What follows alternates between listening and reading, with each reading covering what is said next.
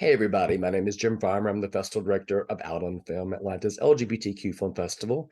This is our 35th year. Um, we have some amazing programming this year. One of the films that we screened earlier is For the Love of Friends. It's also available briefly for streaming. Let me read a brief description and then we're going to just talk to the director. In 1986, to awaken America to the AIDS crisis and to honor the friends he lost, Brent Nicholson Earle runs the perimeter of the United States. In the American run for the end of AIDS, Brent runs almost a marathon a day. After enduring blisters, exhaustion, ignorance, and fear, he returns home to his own HIV diagnosis. Though the run finishes, Brent's activism never stops. This is an amazing film and had such a great reaction when we screened it. Please welcome the director, Cara Consilvio. Hello. Thanks so much for talking to us, and thanks so much for having such an excellent screening last weekend. I guess the main question I want to ask you is like, what made you want to do this film? Yeah, so it's something that has never happened to me until this time is that people came to me and asked me to direct something. My in-laws, my mother-in-law specifically, is an AIDS activist and has been for 30 years. Hmm. Her brother died of AIDS when he was in his 20s, and that really ignited a spark in her to fight Yeah, and educate people.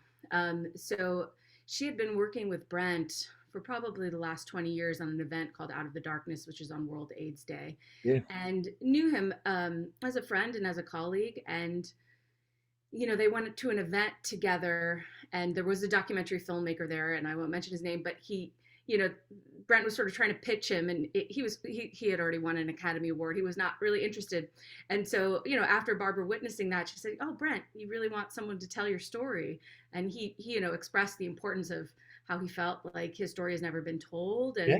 and um, Barbara and David decided that this was a story that they wanted to invest in. They put aside a chunk of money and came to me and my husband, Alex, who is a producer and also their son, and Mhm. said, "Will you guys make this movie?" We had a small production company and we had made a number of shorts and theater projects. And so this was our first feature. And, I was so excited when I finally met Brent. I mean, I'd met him at Thanksgiving, but I had really met him and talk about his life. And it was a 6 hour conversation, Wow. our first conversation. So he That's, agreed and said, yes, please tell my story.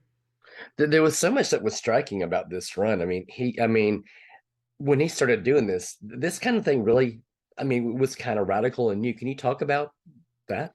Yeah, in 1986, the idea of a gay man running around the country, running through Alabama and these red states. Yeah, His friends were really worried for him that he yeah. was going to be attacked, and he certainly, not all the incidences are in the movie. He had a lot of people yelling at him, but as he said, no one ever threw anything at him.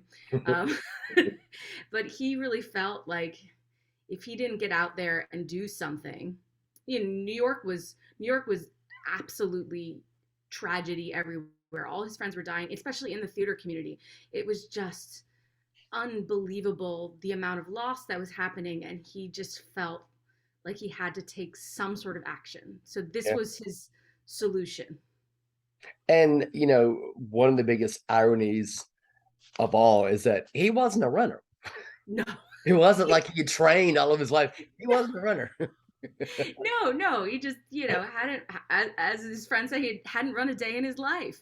And he thought of this, and this idea of the extreme amount of running, that it would be the farthest distance that any human being had ever run in the United States, and that basically he ran a marathon a day, 6 days a week. It still kind of blows my mind because I talk to people, oh, I'm preparing to run the New York City Marathon, and then I think about Brent, who ran a marathon a day, and then the day he finished the run, he ran the New York City Marathon the next day as just like a bonus, which is insane. But in talking to him, I mean, the running was big, but I think what was so much bigger was just there's a part in the movie that always still moves me when Brent talks about going to visit people who were dying of AIDS in hospice, whose families really had abandoned them, who had no one, Yeah, and that he would go and tell them, I'm fighting for you, and I will continue to fight for you, and he still is fighting for his friends and for yeah. everyone who lost their lives to AIDS or is living with AIDS and struggling. So I really admire him, and when I started to get to know Brent, he's such a good person. You Yeah. kind of think it can't be real that there are people out there who are so selfless and care so much more about everyone else. You know, to the to the detriment of themselves. He really puts himself on the line still Yeah. for everyone around him.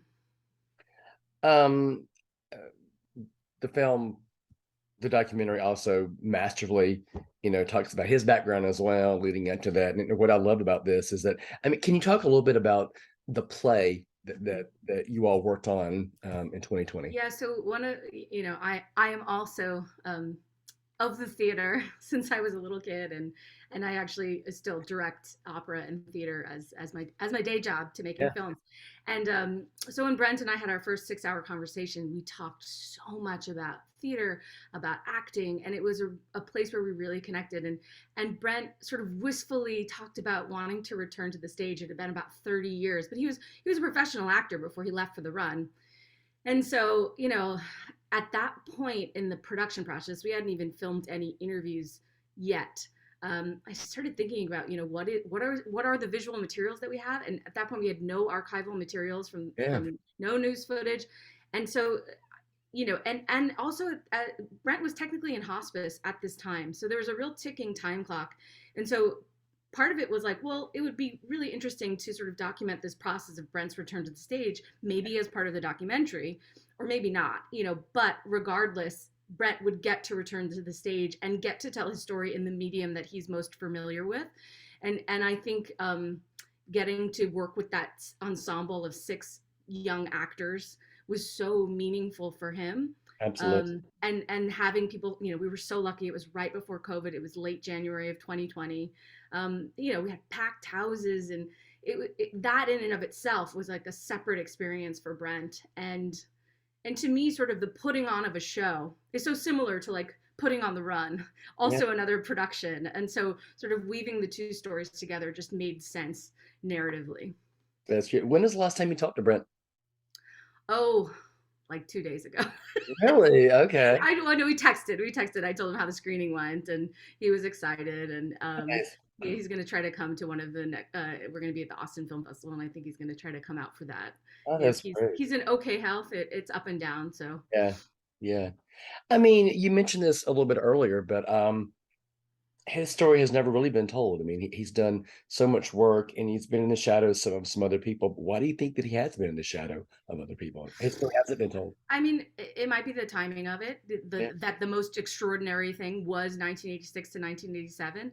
I mean, there was a People magazine article in 1989 where he did get a lot of attention, and actually got a, a studio was interested in making a movie about it, like a narrative film where Bette Midler would play his mom, but they wanted to change the story around, and Brent they wanted to combine two characters, and Brent's like, well, that's not fair. It's not just my story. It's everyone who helped me, everyone who did it. So in typical Brent fashion, he was not willing to sort of sacrifice the truth for that. So I think it's that. I think it's also, Brent talking about the gay games. He goes to the gay games and goes to all the forums, and always been fighting for the memorial runs, which there is, I think, and I don't want to speak for the gay community, but I think in that particular world, some people don't want to talk about all the loss, all the trauma.